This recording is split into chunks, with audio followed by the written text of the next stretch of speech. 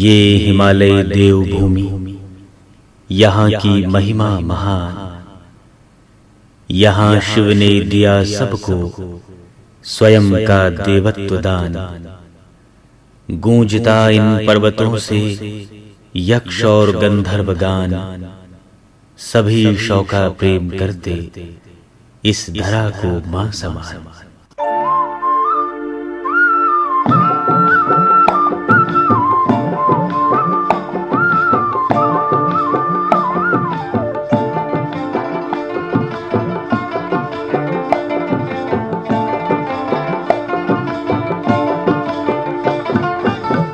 ये हिमालय देवों की भूमि है, घाटियों में शौक यहाँ बसते हैं। शिव ने अमृत भरा यहाँ, शिव ने अमृत भरा।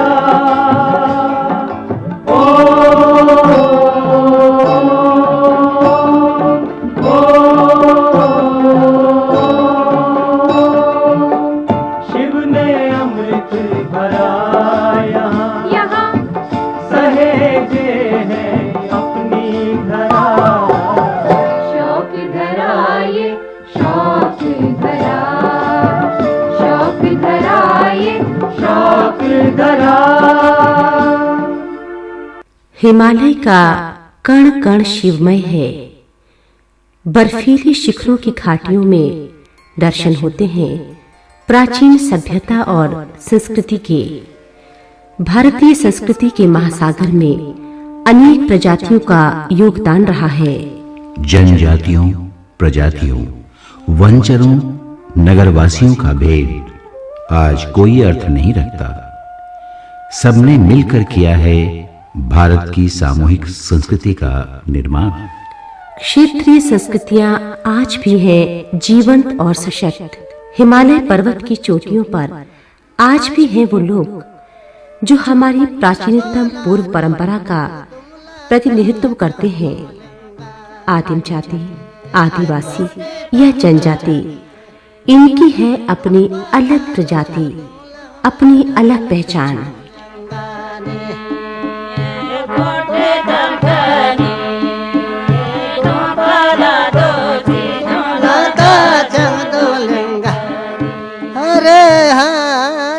कमार खन्या फगुला चतला पिराजी कठै चांदों लिंगानी बाज पात पोलई खरे चांदों लिंगानी बाज पात पोल हरे। भोटिया या शौका, हिमालय पुत्र भोटिया, पृथ्वी पुत्र शौका। बर्फ से ढकी चोटियों और घाटियों में इनकी पुरानी और गहरी जड़ें हैं।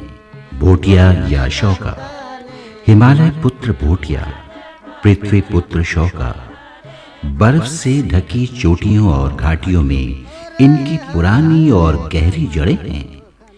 इन्हें कहा जा सकता है क्षेत्र विशेष के मूल या पुरातन निवासी।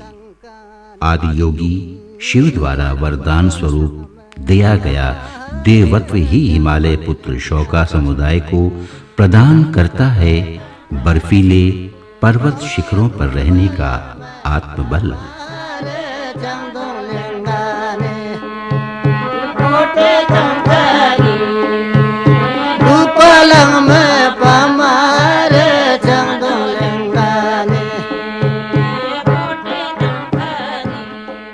प्रकृति के वरद पुत्र शौक, इनका अपना इतिहास है। इतिहासकार इन्हें शक, मंगोल या किरात आदि से संबंधित मानते हैं। ये स्वयं को रंग अथवा शौका कहते हैं। यह जाति जो है सबसे प्राचीनतम जातियों में से एक है। पुराने स्कंद पुराणों में इसका उल्लेख मिलता है कि इसको किरात वंश से जो है इस जाति का जो है इसको उससे संबंध है। और ये जाति जो है पूरे कैलाश मानसरोवर का जो क्षेत्र है उत्पत्ति जो है वहीं से हुई है और उससे जो है पूरे हमारे हिमालयन क्षेत्र में नॉर्थ ईस्ट से लेकर नेपाल लद्दाख तक जो है अलग अलग समूह में बटा हुआ है। इसमें अलग अलग नाम हैं, जैसे रोंगपा है, रोंग है, रंग है, रोंगबा है। तो ये जो पूर्वज हैं इनके सब जो है ये कैलाश मानसरोवर से ही जो है ये फैले हुए हैं। और रंग जाति जो है एक सबसे व्यापारिक वर्ग की जाति है जो है व्यापार के द्वारा अपना आजीविका चलाते थे।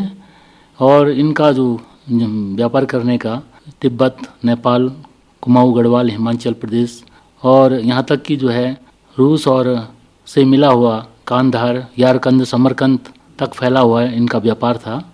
प्राचीन जो है लेखकों ने, इतिहासकारों ने इस चीज़ को अपने लेखों के द्वारा उजागर किया है।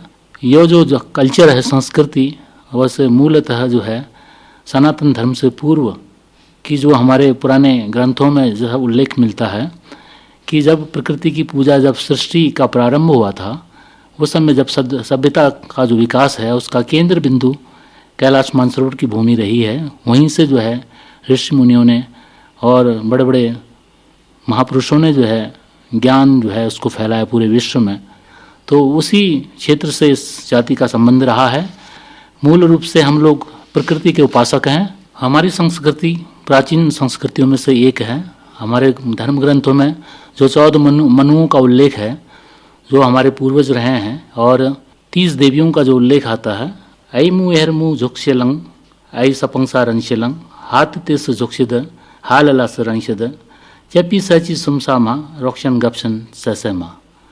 इसका अर्थ है कि जब ये सृष्टि बनी, जब ये आकाश और धरती बना और उस समय जो हमारे जो पूर्वज हैं उन्होंने जो है इस विश्व को इसको आगे बढ़ाया।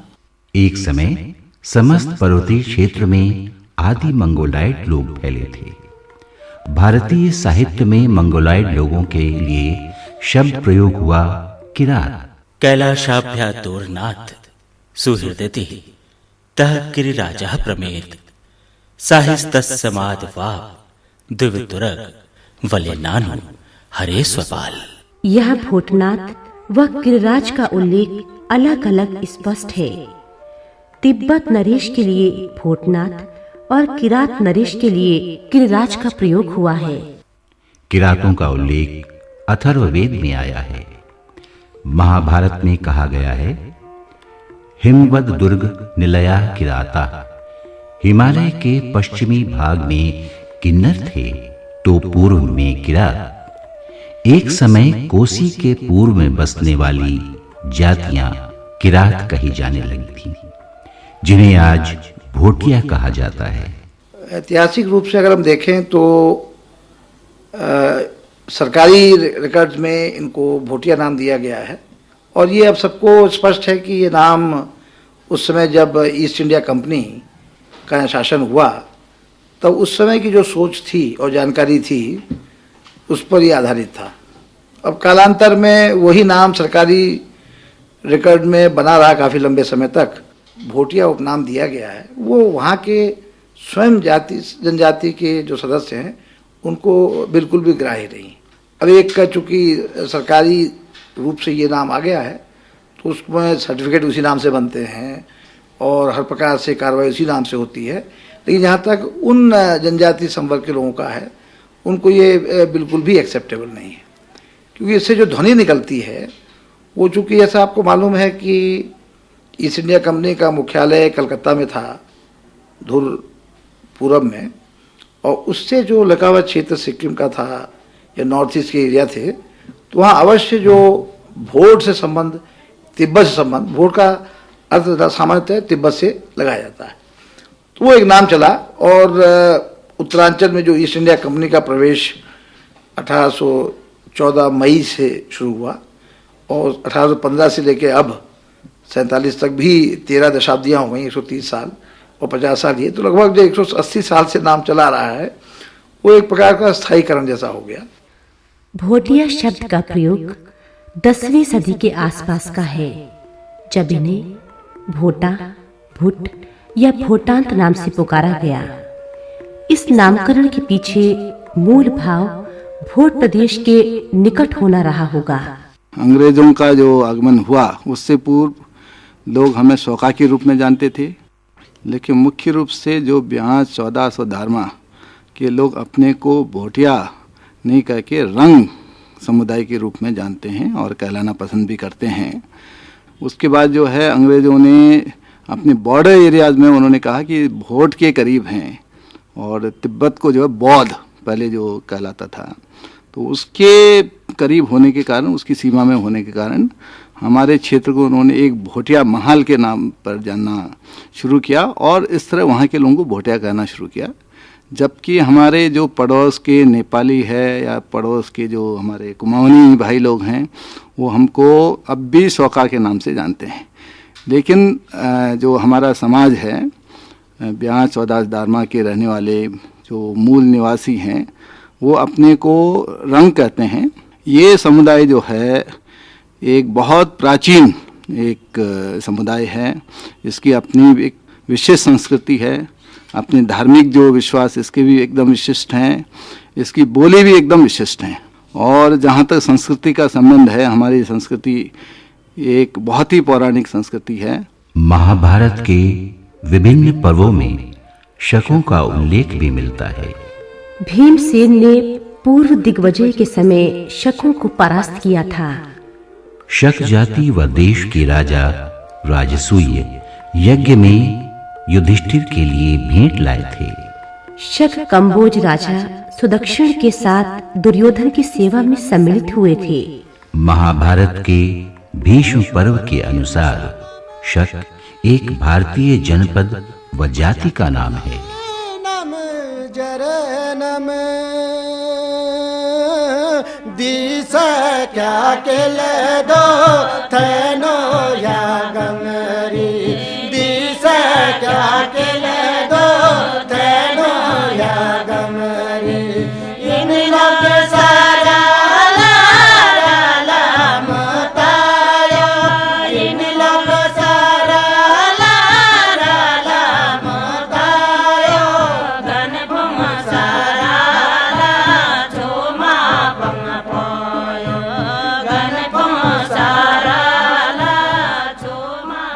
मध्य हिमालय में शकों का शासन था। शक कई प्रकार के थे और वे मूलतः शक स्थान और सीलकांठा में निवास करते थे। 170 ईसा पूर्व अपने मूल स्थान पूर्वी सिंकियांग को छोड़कर पंजाब, अफगानिस्तान और बलूचिस्तान होते हुए वे भारत में आए। गढ़वाल कुमाऊं से विशेष रूप से संबंधित रहे हैं शक। शक शालीवाहन संवत का विशेष प्रचलन और अल्मोड़ा के राजवंशों का शालीवाहन से संबंध भी इस बात को पुष्ट करता है। हर्षचरित में उक्ति है, अरिपुरे पर कलज कामुकम कामिनी वेशम गुप्तश्च चंद्रगुप्त शाकपतिम शातयति। भोटिया या शौका स्वयं को रंग समाज मानते हैं। नेपाली व तिब्बती शब्दकोशों में भोट का अर्थ तिब्बत ही बतलाया गया है। तिब्बती लोगों की दृष्टि में रंग जाति एक भिन्न जाति है। तिब्बती भाषा में रंग का अर्थ घाटी है। पा का तात्पर्य है रहना या बसना, अतः घाटियों में बसने वालों को कहा गया रंगपा, पर्वतीय घाटियों में निवास करने वाले। सारे को हम एक रूप देने के लिए रंगपा कहा गया।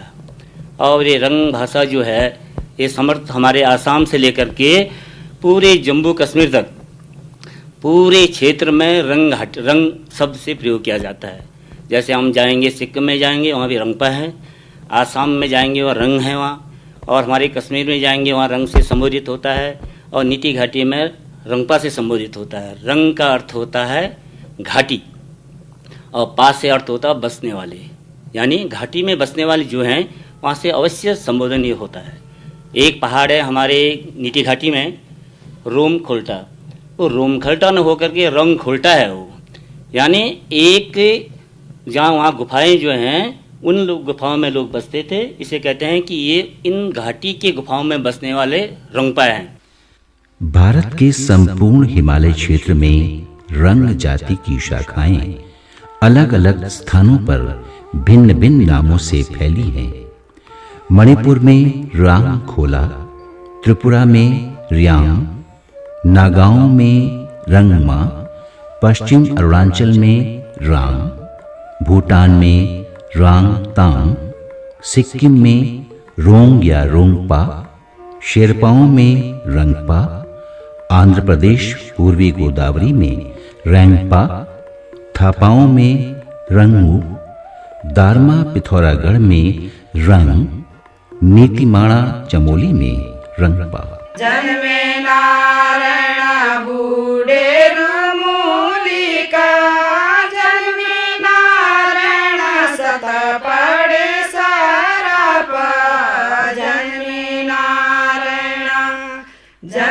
नारायण तय पापी मूलिका, जन्मे नारायण अत्याचार गे, जन्मे नारायण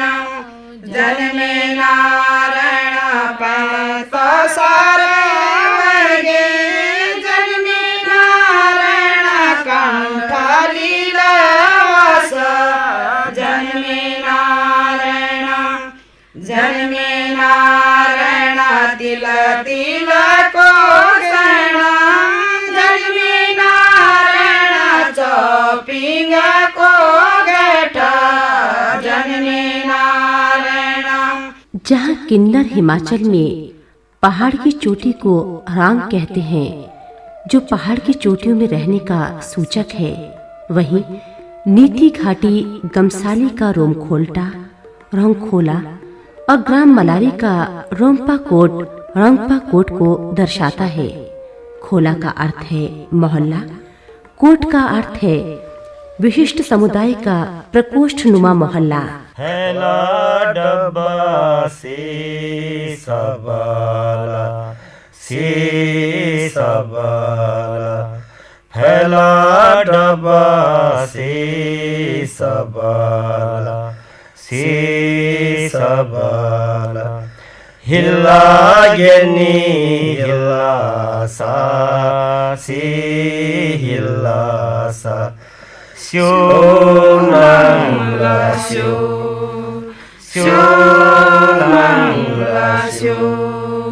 हर्रा गेनी सबला, सबला, हर्रा गेनी सबला, सबला, हिल्ला गेनी हिल्ला सा, हिल्ला सा, स्यो नंगला स्यो,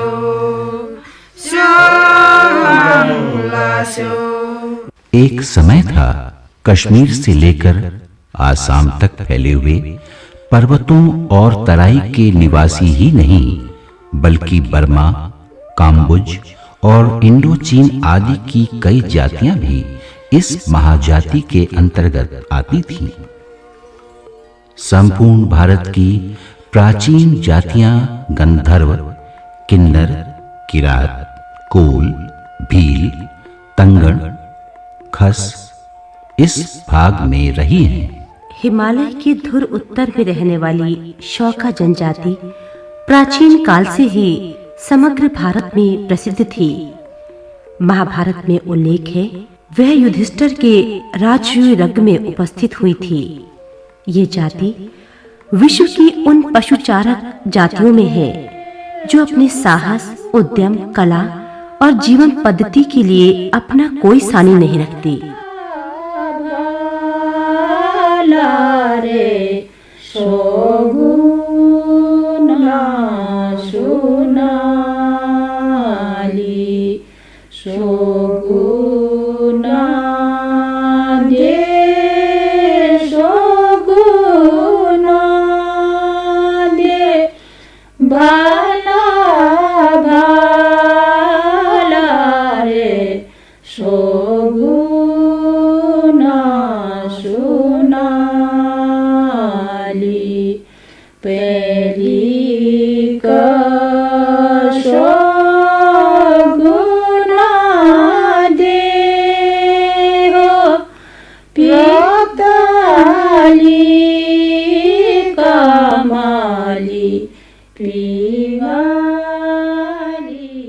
शौकाओं ने ऊंचे बर्फीले पर्वतों की चोटियों पर विकट भौगोलिक परिस्थितियों में जीवन यात्रा की है।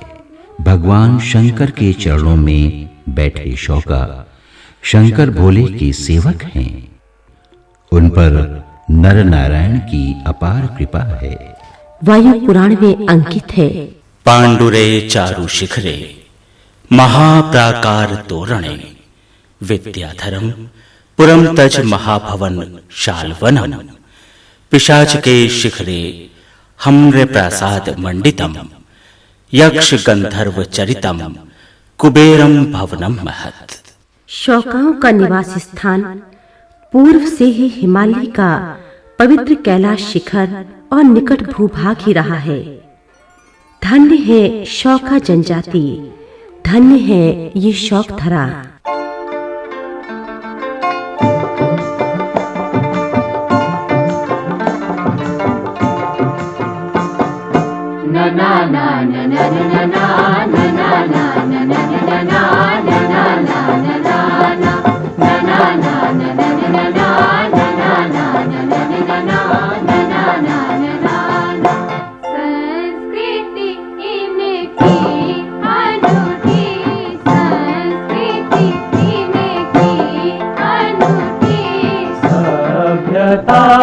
अपनी यहाँ सभ्यता अपनी यहाँ प्राकृतिक अनुपम मनोहर खिली है ये धरा, खिली है शौक धरा, खिली है शौक धरा।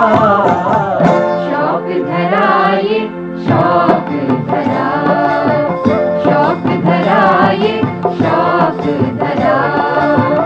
आओ देखे शौक धरा, आओ देखे शौक धरा। शौक धरा ये शौक धरा, शौक धरा ये शौक धरा। शौक धरा ये शौक धरा, शौक धरा ये शौक धरा।